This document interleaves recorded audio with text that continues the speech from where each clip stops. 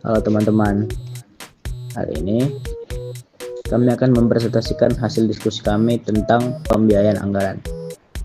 Materi ini disusun oleh 4 anggota kelompok, yaitu Maya, Cornelia, Melisa, dan Fahmi.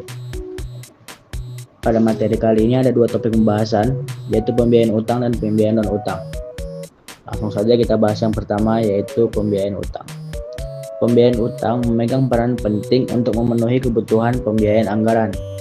Instrumen pembiayaan utang terdiri atas surat berharga negara, pinjaman luar negeri, dan pinjaman dalam negeri.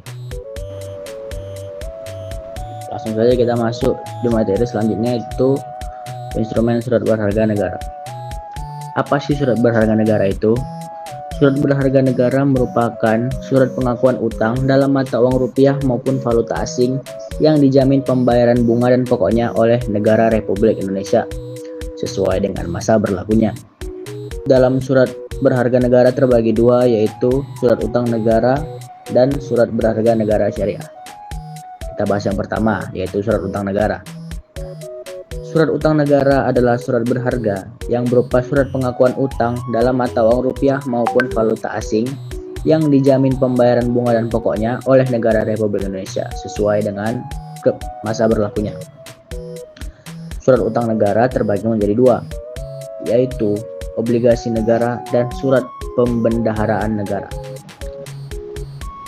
Obligasi negara merupakan surat utang negara yang berjangka waktu lebih dari 12 bulan dengan kupon atau dengan pembayaran bunga secara diskonto. Sedangkan surat pembendaharaan negara, yaitu surat utang negara berjangka waktu sampai dengan 12 bulan dengan pembayaran bunga secara diskonto. Selanjutnya yaitu surat berharga syariah negara. Secara umum, struktur SBSN serupa dengan surat utang negara, di mana menurut tenornya SBSN dapat diterbitkan dengan jangka waktu tempo lebih dari 1 tahun atau jangka waktu tempo sampai dengan 1 tahun. Sedangkan menurut imbal hasilnya dapat ditetapkan sesuai kesepakatan sejak awal, dapat bersifat tetap atau mengambang berdasarkan denominasi SBSN, dapat diterbitkan dalam rupiah maupun dalam falas. Kita masuk ke materi selanjutnya, yaitu perbedaan bentuk surat berharga negara. Yang pertama adalah berdasarkan sistemnya. SBN berdasarkan sistemnya terbagi atas dua, yaitu konvensional atau surat utang negara dan syariah atau surat berharga syariah negara. Kita bahas yang pertama, yaitu konvensional atau surat utang negara. Prinsip dasar surat utang negara adalah pernyataan utang tanpa syarat dari penerbit. Surat utang negara tidak membutuhkan underlying aset atau fatwa syariah dalam penerbitannya. Sedangkan dalam syariah atau SBSN, yaitu surat berharga yang diterbitkan berdasarkan prinsip syariah sebagai bukti kepemilikan atau penyertaan terhadap suatu aset yang menjadi dasar penerbitan suku. Selanjutnya yaitu berdasarkan jangka waktunya. SBN berdasarkan jangka waktunya terdiri dari dua, yaitu jangka pendek yaitu kurang dari 1 tahun dan jangka panjang yaitu lebih dari 1 tahun. Misalnya 3 tahun, 5 tahun, 10 tahun, 15 tahun sampai dengan 20 tahun. Yang ketiga yaitu berdasarkan jenis suku bunganya. SBN berdasarkan jenis suku bunganya terbagi dalam 3. Yang pertama ada zero kupon, yaitu kupon tidak memiliki jadwal pembayaran, dijual pada harga diskon dan pokoknya akan dilunasi pada saat jatuh tempo. Yang kedua itu ada fixed rate bonds, yaitu obligasi berbunga tetap, yaitu obligasi dengan tingkat bunga tetap setiap periodenya. Yang ketiga yaitu ada variable rate, yaitu obligasi berbunga mengambang dengan tingkat bunga mengambang yang ditentukan oleh berdasarkan suatu acuan tertentu seperti tingkat bunga SBI atau sertifikat Bank Indonesia dan memiliki jadwal pembayaran kupon yang periodik. Yang terakhir yaitu dapat diperdagangkan atau tidak. SBN yang dapat diperdagangkan yaitu SUN dan S-Suku. SBN yang dapat diperdagangkan adalah SBN yang mewakili portofolio investasi tertentu seperti SPN, SPNS, ORI, dan PBS.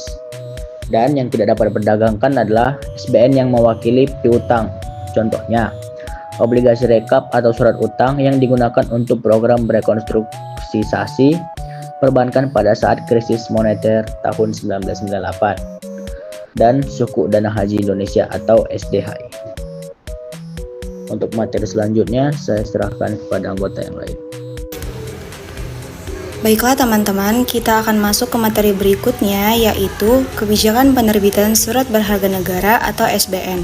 Jadi yang pertama itu adalah mengutamakan penerbitan di pasar domestik. Yang kedua itu adalah menerapkan front-loading strategy.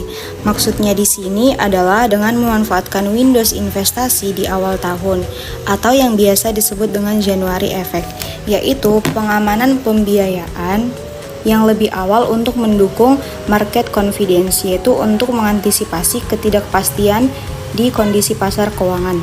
Kemudian yang ketiga itu adalah penerbitan SBN bersifat komplementer. Maksudnya di sini itu yang pertama adalah tujuannya untuk memenuhi kebutuhan pembiayaan APBN dan refinancing utang sebagai komplementer terhadap penerbitan SBN rupiah. Kemudian yang kedua itu adalah sebagai upaya diversifikasi instrumen pembiayaan, dan yang ketiga adalah untuk menghindari crowding out di pasar obligasi domestik. Kemudian yang berikutnya itu adalah melakukan pengelolaan SBN secara menyeluruh. Dan yang berikutnya itu adalah menjaga stabilitas pasar SBN, dan yang terakhir adalah melaksanakan pengelolaan secara menyeluruh. Kemudian materi berikutnya itu adalah kita akan membahas mengenai pinjaman. Jadi pinjaman ini dibagi menjadi dalam dua bagian, yaitu ada pinjaman dalam negeri dan pinjaman luar negeri. Jadi pinjaman dalam negeri ini adalah instrumen pembiayaan utang pemerintah yang mulai digunakan sejak tahun 2010 berdasarkan Peraturan Perundang-undangan Nomor 54 Tahun 2008. Awalnya itu adalah bersumber dari bank-bank BUMN, namun juga membuka peluang bagi perbankan swasta melalui skema sindikasi, sehingga menjadi alternatif pembiayaan fiskal pemerintah. Kemudian yang berikutnya itu adalah pinjaman luar negeri.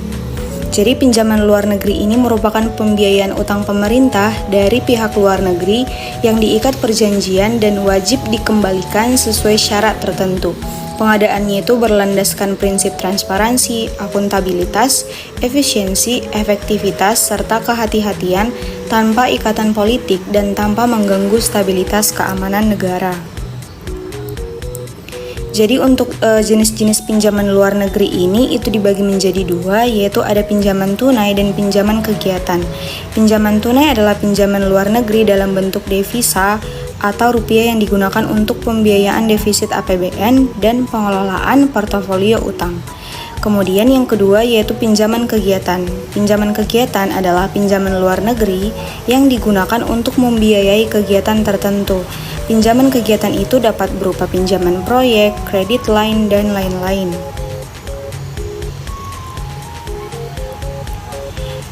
Dan berikutnya kita akan membahas mekanisme penganggaran pembiayaan utang. Jadi mekanisme penganggaran pembiayaan utang ini diatur dalam Anggaran 99901, yaitu tentang pengelolaan utang, yang dimana tercatat atau diatur dalam Peraturan Menteri Keuangan Nomor 24/PMK02/2012. Yang dimana di sini saya akan menjelaskan yaitu alur proses perencanaan dan pengalokasian utang yang bisa kita lihat di skema berikut ini. Jadi skemanya atau mekanismenya itu dibagi menjadi 8 periode. Yang pertama itu yang dimulai dari bulan Januari sampai April. Yang pertama itu adalah dilakukannya proses perencanaan. Jadi yang pertama itu Kementerian Keuangan menyusun dulu indikasi kebutuhan dana dengan berkoordinasi dengan Bappenas. Kemudian yang kedua itu adalah indikasi kebutuhan dana tersebut selanjutnya akan digunakan oleh Kementerian Keuangan dalam menyusun rancangan pokok-pokok kebijakan fiskal atau yang disebut dengan PPKF. Yang ketiga itu adalah PPH utang menyusun batas maksimum utang serta melakukan exercise kebutuhan pembiayaan serta jenis pembiayaan yang dilakukan misalnya oleh PDN, PLN, atau SBN. Kemudian yang keempat itu adalah KPA akan menyusun rencana kegiatan yang akan dibiayai dari utang dengan memperhatikan indikasi kebutuhan dana, rancangan RKP, serta batas maksimum utang dari PPA utang. Dan yang kelima itu adalah DJPU, menyusun daftar kegiatan yang akan dibiayai dari utang setelah mendapat usulan dari KPA. Kemudian alur yang kedua yaitu proses penyusunan yang dimulai dari bulan Mei sampai bulan Juli. Yang dimana bisa kita lihat dalam gambar itu di nomor 6, yaitu daftar kegiatan yang akan dibiayai oleh utang selanjutnya akan dinilai oleh Bappenas Keuangan dan akan melihat kapasitas fiskal dalam hal kemampuan negara untuk membiayai kembali utang atau membayar. Kemudian yang ketujuh itu adalah hasil pembahasan selanjutnya akan digunakan sebagai bahan untuk melakukan finalisasi PPKF, KEM, dan rencana atau rincian belanja. Dan yang kedelapan itu adalah pagu dana pengeluaran BUN, digunakan PPA BUN untuk menyusun RDP BUN, pengelolaan utang oleh PPA utang tadi. Kemudian yang kesembilan itu adalah RDP BUN, pengelolaan uang yang telah disusun oleh PPA utang, selanjutnya ditelaah oleh Kemenq untuk melihat sesuai anggaran atau tidaknya. Jadi Bappenas di sini adalah sebagai unit perencana yang akan melihat kesesuaian dengan rencana jangka menengah nanti. Kemudian periode yang berikutnya atau yang dimulai dari bulan Agustus sampai Oktober, yaitu yang ke-10, hasil perhitungan utang yang ditelaah tadi selanjutnya akan menjadi bahan RAPBN serta nota keuangan. Kemudian yang ke-11 itu RAPBN, nota keuangan, dan RUU APBN selanjutnya akan dibahas di DPR dan Kabinet di dalam postur RAPBN yang sudah mencantumkan jumlah utang tadi, cicilan, serta bunga utang.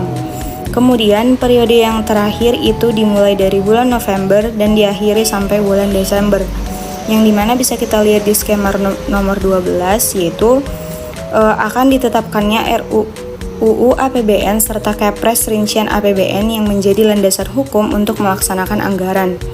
Kemudian yang ke-13 yaitu Menteri Keuangan akan menetapkan alokasi dana pengeluaran BUN. Dan yang terakhir yaitu KPA akan mulai menyiapkan dokumen untuk penarikan pinjaman. Baiklah teman-teman, sekian presentasi materi atau paparan materi yang dapat saya sampaikan. Kita akan lanjut ke materi berikutnya. Terima kasih. Materi selanjutnya yaitu pembiayaan non-utang. Pembiayaan non-utang adalah sumber pembiayaan APBN yang tidak berasal dari pinjaman, melainkan dari penerimaan lain seperti hasil privatisasi BUMN, sisa lebih pembiayaan anggaran, hasil pengelolaan aset, dana investasi pemerintah, pusat aset pemerintah, serta penyertaan modal negara. Komponen pembiayaan ini setiap tahunnya berbeda-beda sesuai dengan kebutuhan fiskal dan kebijakan pemerintah, sehingga menjadi alternatif untuk menutup defisit tanpa menambah beban utang. Penerimaan cicilan pengembalian penerusan pinjaman.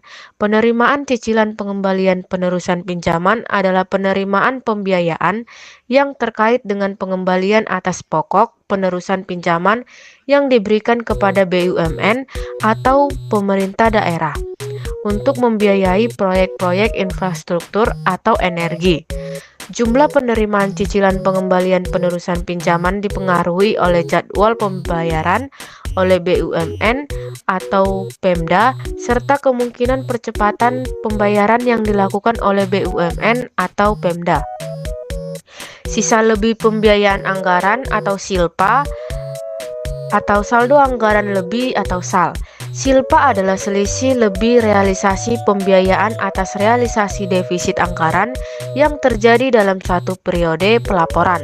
Sementara itu SAL merupakan akumulasi dari sisa lebih pembiayaan anggaran tahun anggaran yang lalu dan tahun anggaran yang bersangkutan setelah ditutup, ditambah atau dikurangi dengan koreksi pembukuan. Faktor penyebab terjadinya SILPA dan SAL yaitu yang pertama, realisasi pendapatan negara yang lebih tinggi daripada realisasi belanja negara yang disebabkan kondisi perekonomian yang semakin membaik. Kedua, realisasi pembiayaan yang lebih tinggi daripada realisasi defisit yang disebabkan menguatnya kurs rupiah, sehingga penerimaan pembiayaan yang berasal dari pinjaman luar negeri bertambah dan pengeluaran pembiayaan untuk membayar pokok utang menurun. Sebaliknya, realisasi bunga utang atau belanja menurun. hasil pengelolaan aset. Penerimaan negara yang berasal dari hasil pengelolaan aset dalam APBN adalah penjualan aset-aset milik negara yang berasal dari aset perbankan yang masuk dalam program penyihatan perbankan nasional atau restrukturisasi perbankan. Seiring dengan berakhirnya masa tugas Badan Penyihatan Perbankan Nasional atau BPPN pada 24 Februari 2004 yang didasarkan pada Kepres nomor 15 tahun 2004 tentang pengakhiran tugas dan pembubaran BPPN dan sejalan dengan ketentuan pasal 11 ayat 2 PP nomor 17 tahun 1999 tentang BPPN. Maka segala kekayaan BPPN beralih menjadi kekayaan negara yang pengelolaannya dilakukan oleh Menteri Keuangan. Kekayaan negara yang berasal dari BPPN tersebut dikuasai untuk sementara dan pengelolaan kekayaan negara yang tidak terkait perkara diserah kelolakan kepada PT Perusahaan Pengelola Aset atau PT PPA. Pengelolaan kekayaan negara oleh Direktorat Jenderal Kekayaan Negara dan PT PPA dilakukan dalam rangka pengembalian uang negara yang tersalur pada program penyihatan perbankan antara lain dengan cara penjualan. Pihak-pihak yang menjadi pengelola aset yaitu yang pertama Direktorat Jenderal Kekayaan Negara, Kementerian Keuangan yang mempunyai tugas merumuskan serta melaksanakan kebijakan dan standarisasi teknis di bidang kekayaan negara, piutang negara, dan lelang sesuai dengan kebijakan yang diterapkan oleh Menteri Keuangan dan berdasarkan peraturan perundang-undangan yang berlaku. Yang kedua, PT Perusahaan Pengelola Aset atau Persero yang didirikan berdasarkan peraturan pemerintah nomor 10 tahun 2004 sebagaimana telah diubah terakhir dengan peraturan pemerintah nomor 61 tahun 2008. Dana investasi pemerintah. Dalam rangka pelaksanaan tugas memajukan kesejahteraan umum, pemerintah perlu mendorong pertumbuhan ekonomi guna menciptakan kegiatan ekonomi yang produktif dan lapangan kerja. Untuk mendorong pertumbuhan ekonomi tersebut, pemerintah dapat melakukan investasi jangka panjang guna memperoleh manfaat ekonomi, sosial, atau manfaat lainnya. Investasi yang dimaksud di sini harus dikelola dengan sebaik-baiknya sehingga dapat dirasakan manfaatnya dan dipertanggungjawabkan kepada masyarakat banyak. Dalam APBN, dana investasi pemerintah terdiri atas pusat investasi pemerintah, penyertaan modal negara, dan dana bergulir. Nah, teman-teman, kita akan lanjut materi selanjutnya, yaitu di sini kita akan membahas tentang pusat investasi pemerintah. Jadi, pusat investasi pemerintah atau disingkat dengan PIP adalah lembaga yang berada di bawah Kementerian Keuangan. Nah, PIP ini punya peran penting banget karena jadi satu-satunya lembaga yang mengelola investasi pemerintah secara langsung dan rutin, atau istilahnya disebut dengan investasi reguler. Selanjutnya, kita akan membahas tentang kewenangan-kewenangan operasional dari PIP. Yang pertama itu mengelola RIDI atau rekening induk dana investasi, semacam rekening besar tempat pemerintah menaruh dana investasi. Kedua, PIP juga menyetujui atau menolak usulan investasi dari berbagai pihak, misalnya dari pemerintah daerah atau lembaga lain. Ketiga, mereka menyusun rencana kebutuhan investasi, jadi nggak asal taruh dana, tapi benar-benar direncanakan dahulu. Yang keempat, PIP bisa bekerja sama dengan badan usaha, misalnya BUMN, lewat perjanjian investasi. Selain itu, PIP juga menempatkan dana atau aset dalam rangka investasi. Dan yang terakhir, kalau sampai terjadi sengketa atau masalah hukum, PIP bisa bertindak atas nama pemerintah untuk menyelesaikannya. Nah, jadi intinya di sini, PIP ini seperti manajer investasinya pemerintah. Dia memastikan uang negara yang diinvestasikan benar-benar aman, produktif, dan memberikan manfaat untuk pembangunan. Materi selanjutnya, kita akan membahas tentang penyertaan modal negara atau yang disingkat dengan PMN. Intinya, PMN itu adalah uang atau aset dari anggaran pendapatan dan belanja negara atau APBN yang disalurkan pemerintah untuk dijadikan modal atau kekayaan yang dipisahkan untuk tujuan tertentu. Kita bisa membagi PMN ini menjadi 3 kategori besar. Yang pertama yaitu seperti yang ada di slide, PMN kepada BUMN. Ini adalah suntikan dana untuk perusahaan-perusahaan milik negara. Tujuannya yaitu, yang pertama, menciptakan kesejahteraan umum masyarakat, kedua, menyelamatkan ekonomi nasional, ketiga, memperbaiki struktur modal dan meningkatkan kapasitas usaha BUMN. Adapun bentuk-bentuk yang unik dari PMN ke BUMN ini, yang pertama itu berbentuk tunai atau fresh money. Jadi, pemerintah kasih uang langsung ke BUMN. Yang kedua, konversi utang, konversi piutang, yaitu utang BUMN ke pemerintah diubah jadi modal. Jadi utangnya lunas, modalnya nambah. Bentuk yang ketiga yaitu aktiva tetap. BUMN dapat barang seperti aset atau peralatan dari kementerian atau lembaga. Dan bentuk yang terakhir yaitu saham negara. Pemerintah menyerahkan saham negara di perusahaan lain ke BUMN tersebut. Selanjutnya, kategori yang selanjutnya yaitu PMN kepada organisasi atau LKI. Ini adalah kontribusi modal kita ke lembaga-lembaga dunia. Kita lakukan ini supaya memenuhi komitmen dan menjaga hak suara kita di lembaga-lembaga tersebut dan juga menjaga citra positif Indonesia di mata dunia internasional. Adapun bentuk PMN kepada organisasi ini, bentuknya itu selalu tunai. Semua PMN ini diberikan secara tunai atau fresh money.